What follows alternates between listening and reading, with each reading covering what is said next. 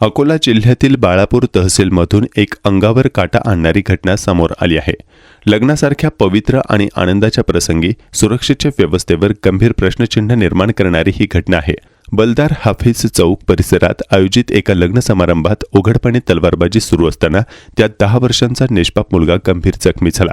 मिळालेल्या माहितीनुसार अफनान खान प्यारे खान नावाच्या व्यक्तीकडून समारंभात तलवार फिरवली जात होती. याच दरम्यान अचानक संतुलन बिघडल्याने तलवार त्या चिमुकल्याला लागली. सुदैवानं मोठा अनर्थ टळला, अन्यथा परिस्थिती आणखी भयावह ठरली असती.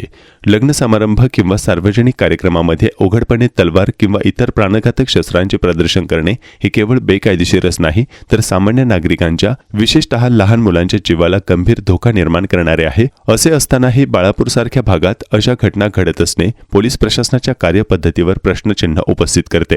या प्रकरणाबाबत बाळापूर पोलीस ठाण्याशी संपर्क साधला असता पोलिसांनी सांगितले की पीडित पक्षाकडून अद्याप कोणतीही अधिकृत तक्रार दाखल करण्यात आली नाही, त्यामुळे सध्या कोणतीही कारवाई करण्यात आलेली नाही.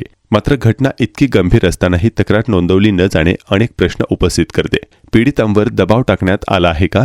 सामाजिक किंवा राजकीय दबावामुळे प्रकरण दडपले जात आहे का? की पोलिसांच्या निष्क्रियतेमुळे पीडित तक्रार करण्यापासून मागे हटले आहेत? अशा प्रकारचे प्रश्न यामुळे उपस्थित होतात. या घटनेमुळे स्थानिक नागरिकांमध्ये तीव्र संताप व्यक्त केला जात आहे. वेळेत कठोर पावले उचलली नाहीत तर भविष्यात अशा घटना मोठ्या दुर्घटनांचे रूप घेऊ शकतात, असे नागरिकांचे म्हणणे आहे.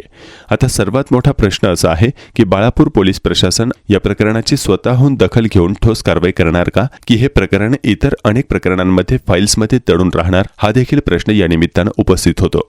और हमारी उसके अंदर बस बालापुर के थानेदार से यही गुजारिश है कि जो आरोपी है जिसने बच्चे को जख्मी किया तलवार घुमाकर, तो उसके ऊपर कठोर से कठोर कार्रवाई की जाए, ऐसी मेरी बालापुर थानेदार से विनंती है.